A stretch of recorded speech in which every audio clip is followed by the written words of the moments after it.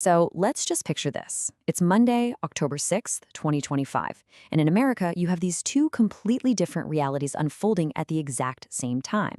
In one corner, you've got this explosion of innovation, markets hitting all-time highs, and in the other, total political paralysis, a government that's just shut down. Okay, so how do we even begin to unpack a day like this? Well, we're going to break it down into 6 key parts. We'll look at the AI gold rush, the shutdown in Washington, and then try to figure out what it all means. First up, let's get right to the heart of it. The central paradox. This is a real head-scratcher that kind of sums up everything that was happening in the world on this one single day. I mean, how is this even possible? You've got the stock market just soaring, hitting brand new records, basically acting like everything is fantastic, while the US government is literally closed for business. This is the core question we're going to dig into. So, what was driving that high-flying market? Well, it all came down to a tech world that was moving at like warp speed, and it was all being fueled by an absolute gold rush in artificial intelligence. Just look at this number.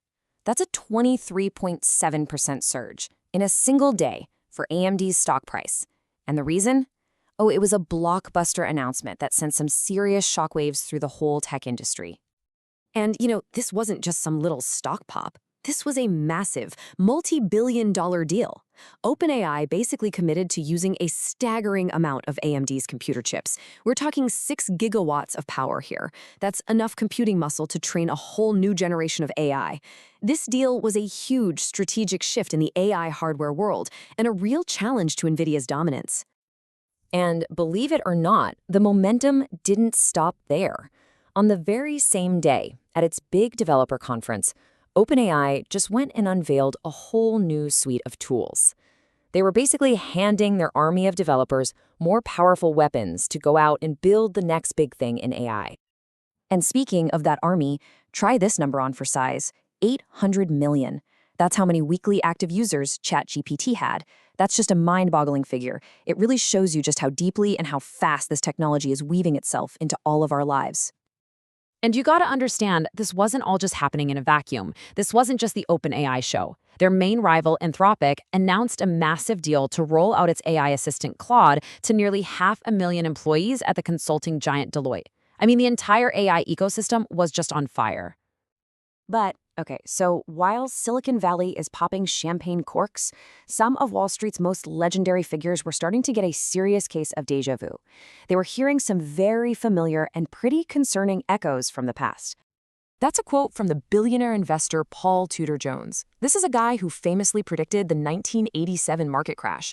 And here he is, drawing a direct and pretty startling comparison between this AI frenzy and the dot-com bubble of the late 90s. And his reasoning is absolutely key here. He pointed out that back in 1999, the Federal Reserve was raising interest rates, and the government actually had a budget surplus. Today, it's the complete opposite. The Fed is easing, and we have a massive deficit. He called this combination even more potentially explosive than what we saw back in the dot-com era. And he wasn't alone. You had another investing giant, Peter Lynch, adding his voice to the caution. This is the guy who delivered an average return of over 29% a year at the Magellan Fund. And he revealed he's sitting this one out completely. Said he couldn't even pronounce NVIDIA until recently, which is his classic way of saying, hey, I only invest in what I understand.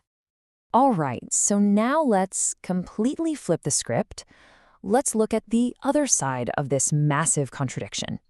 In the sharpest contrast you can imagine to the dizzying speed of tech, we had the complete, total paralysis of Washington, D.C. So we're now 6 days into the government shutdown, and it was dragging into its second week with no clear end in sight. And instead of, actually negotiating a solution to reopen the government, top leaders were just trading public debate challenges. No real progress was being made at all. And you have to remember, the real-world consequences of this gridlock were just stark. Over 1 million active-duty military members, plus tens of thousands of TSA officers and air traffic controllers, people essential to our safety, were being forced to show up to work every single day without getting paid. So analysts were all watching the calendar for what they were calling forcing events.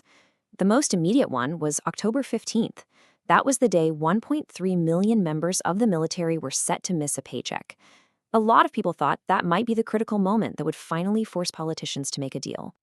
And the impact wasn't just hitting federal workers either. It was threatening to ripple out across the whole country. There was a real risk of cutting off vital air service to hundreds of small rural communities that absolutely depend on it. And yet, amidst this insane tug of war between innovation and gridlock, the rest of the economic world just kept on moving. It was adding even more strange layers to this really complex debt. I mean, big money was still changing hands. A nearly $11 billion merger was announced in regional banking. And in the media world, Paramount Skydance bought the online publication The Free Press. It just goes to show you, major companies were still making these big, long-term strategic bets. But there were also some signs of caution coming from consumers. An early forecast from Adobe Analytics predicted that online holiday spending growth was going to slow down, pretty significantly actually, suggesting that maybe shoppers were getting ready to tighten their belts. And just to add to the whirlwind, the chaos wasn't just in the US. You had Bitcoin surging to a new all-time high, and then there was major political turmoil brewing in Europe, where the French Prime Minister's surprise resignation just shook the whole continent. It was a truly global storm. So, after a day like that, what are we left with? I mean, how are you supposed to make sense of a world where one engine is generating record wealth and innovation, while another, the engine of our own governance, has completely seized up? Ultimately, October 6th really is the perfect, dizzying snapshot of our current reality. And it leaves us with this fundamental, critical question about the path forward. Can the sheer force of technological progress actually outrun the powerful drag of political division? Or is some kind of collision inevitable?